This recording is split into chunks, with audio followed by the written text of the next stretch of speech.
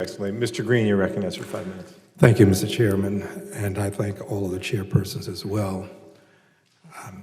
I would like to acknowledge the words of Emily Dickinson. She reminds us that a word is dead when it is said, some say. I say it just begins to live that day. And I call these words to our attention because it's my belief that the tone and tenor is usually set at the top, the captain of the football team, the CEO of the corporation, the head of the nation. And I am concerned when I read in the intelligence that's been accorded us that soon after the March 2019 attack at Christchurch, New Zealand, President Trump expressed doubt that white nationalism was a rising threat around the world. That causes me a good deal of consternation. Quickly respond, if you would, to the words of the person who sets the tone and tenor. I believe that it is essential for us to have bipartisan support across the board to see white nationalist terrorism, white supremacist extremism as a critical threat to the nation. So yes, from the top down, but in every local community as well, from leaders and across the board. This is neither a Democratic or a Republican problem. This is a problem of American national security. And I would say that, just back to what I said earlier, there were words that I wrote 25 years ago that manifested in death with somebody like Dylan Roof, and we must be responsible for the words that we say, because while most people may not act on those words, we know that there are some people who will. We've seen the effects of that. So I think certainly we must all measure our words when it comes to something so sensitive. We feel the bully pulpit is tremendously important, and all our leaders, political and otherwise, need to be held accountable and responsible for the words that they share, and also for standing up and calling things out exactly as they see it.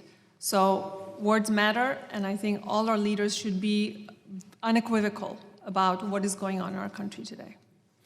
Were there any nice people among the folk who were screaming blood and soil? Jews will not replace us at Charlottesville. Any nice people among them? Sir, in my job, I have to believe that there were nice people there because it is my job to try and pull them out.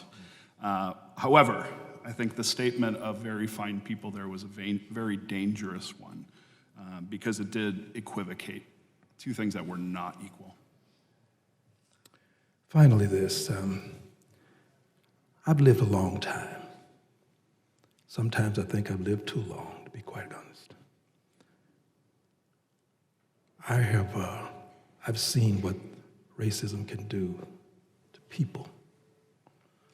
And I marvel now at how I've lived long enough to see the Klan come out of the robe, take the hoods off, march the streets openly and notoriously. I quite frankly, 20 years ago, would not have prognosticated that such would be the case.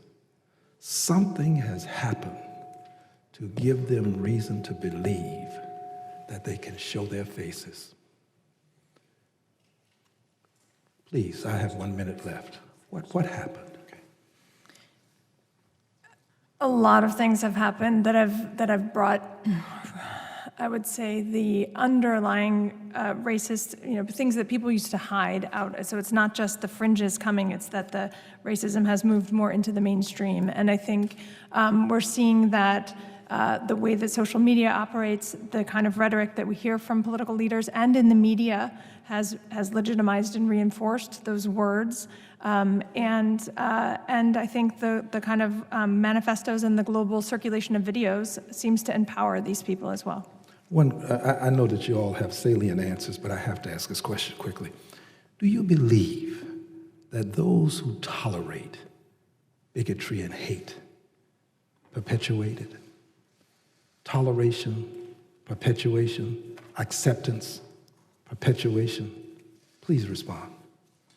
If I might, there are two things that extremists love, and that's silence and violence. When we ignore them, they grow. When we are violent against them, they use that as a victim narrative. And if we are quiet about what is happening in the world today, if we are not speaking truth to it, it will grow. It will fester like it has for 400 years. And we have an opportunity, I think, right now as a learning moment to really acknowledge the problems, the failures that we've made, and work towards a solution that works for everybody. Thank you, Mr. Chairman. You've been more than kind.